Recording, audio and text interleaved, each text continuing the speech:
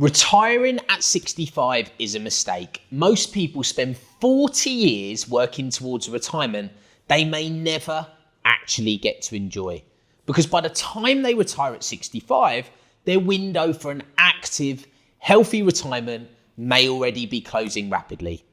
In this video, I'm going to show you why waiting until 65 could be a huge mistake.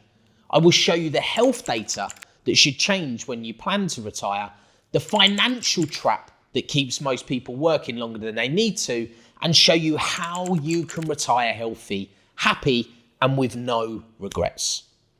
So let's get into it. Part 1, the healthy life expectancy trap. Retiring at 65 does not mean you have 20 good years of retirement ahead of you. When people plan their retirement, they assume that it does, and that is the problem. I've sat across from people who've done everything right. They built up a solid pension, they paid off their mortgage, everything seems grand, and they have a number in mind. And when I ask them what they actually want to do when they stop working, the travel, the grandchildren, the things they've been putting off for 30 years, the list is always super, super long. Then I show them the data. The Office for National Statistics tracks something called healthy life expectancy. This is not how long you're likely to live.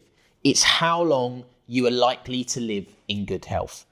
And when you look at this figure, specifically for people aged 65, the numbers are very, very sobering. The data suggests a 65-year-old man in England has around 10 good years ahead of him. For women, it's just over 11. That is the average. Clearly, some people are going to get more and some people are going to get less. But the point is this: if you retire at 65 and assume you have 20 or 25 active years ahead, the data does not back that up. And here is the number that really lands. Every additional year you delay your retirement beyond 65 could mean giving up to 15 to 20% of your remaining healthy time away. And no matter how much money you have, once time is gone, it's gone. You can't get it back. So the case for thinking differently about your timeline is clear. But here is the question every single person asks me next: can I actually afford to retire earlier? And the answer is almost always more interesting than they expect. Part 2, the financial trap. People don't realise that you can retire at any age. The right age to retire for you is when you have enough money to live the retirement you want to live. Most people have tied their retirement to an age they did not choose, and that age keeps moving along the line. Think about what that state pension age has done in the last 15 years.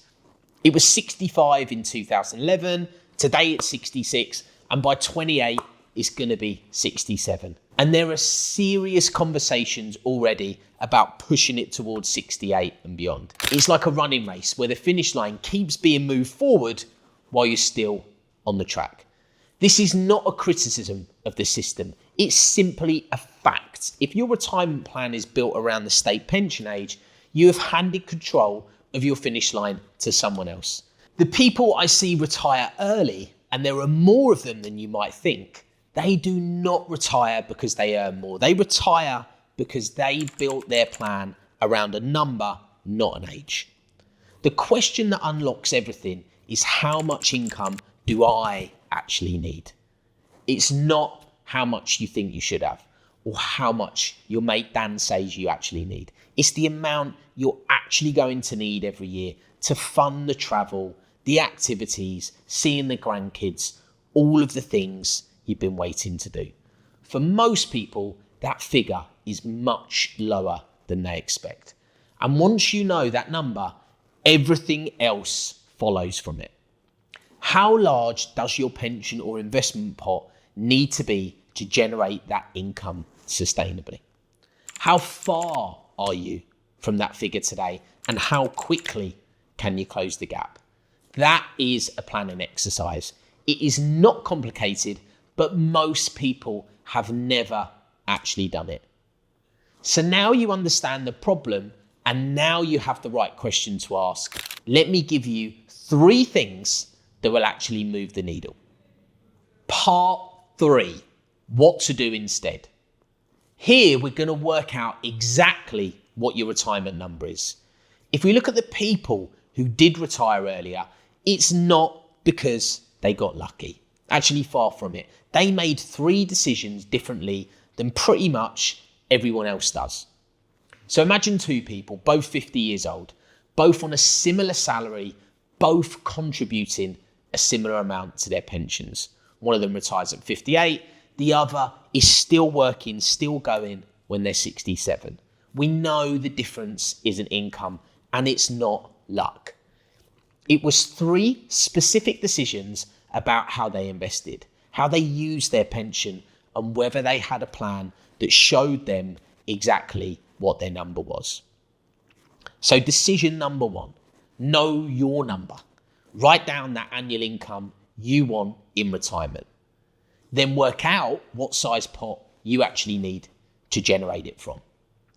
A commonly used starting point is a 4% annual withdrawal rate, though your own position will depend on your individual circumstances, and it's worth speaking to a regulated advisor before making any decisions based on this. That figure gives you a target, okay? Once you have a target, everything else becomes a question of how to reach it and by when. Decision 2, use your pension properly. A pension pot is not a savings account. Used well, it's one of the most efficient financial structures available in the UK. The tax relief on contributions going in, the employer contributions, the tax-free lump sum, these are the tools most people do not use efficiently. Decision 3, get a plan that shows you the full picture, a real projection of where you are and when do you hit your number. What happens if markets fall? What does retiring at 60 years versus 65 actually cost you in today's money? In the description box below, we've linked to a couple of free tools that can help you, including a budgeting sheet to find out your number and wealth flow through the Hoxton Wealth app, which will help you map out how much you actually have, how much you actually need, and how to get there. This is not really about retirement planning. It's about the life you've been working towards for the last 30 or 40 years. The trips you've promised yourself, the time with people you love.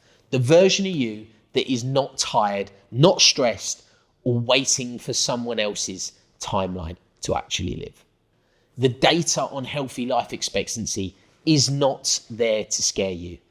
It's there to help you take the decision seriously while there is still time to do something about it. The earlier you look at this honestly, the more options you have.